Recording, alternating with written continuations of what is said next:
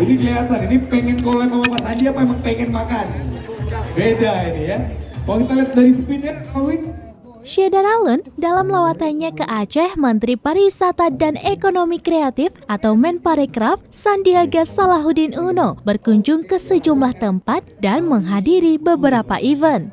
Sandiaga Uno yang kini akrab dipanggil Mas Menteri ini membuat heboh saat dirinya menjawab tantangan seorang konten kreator untuk mengikuti challenge mukbang makanan tradisional Aceh. Aksi itu dilakukan Sandiaga saat bertemu dengan konten kreator Aceh dalam acara Aceh Culinary Festival 2022 pada Rabu 3 Agustus 2022 di rooftop Hotel Grand Arabia, Banda Aceh. Usai bincang-bincang dengan para konten kreator, ia pun mengikuti tantangan mukbang makanan khas Aceh. Dalam challenge itu, ia battle dengan dua konten kreator Aceh, yaitu Awin Syuib dan Mia Gani.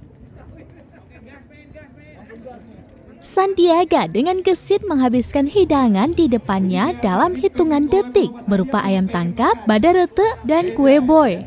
Sandi mengaku makanan Aceh yang paling ia sukai yaitu ayam tangkap. Selain itu, ia juga menggemari mie Aceh lobster.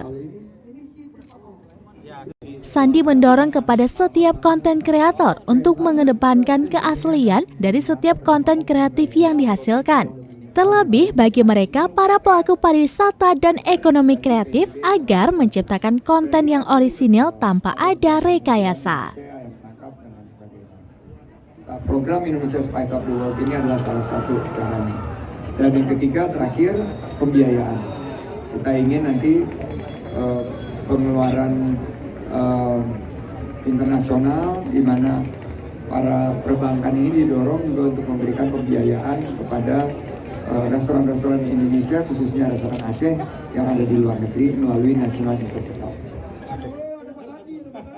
Dari Banda Aceh, Muhammad Nasir, Serambi On TV. Terakhir dari teman-teman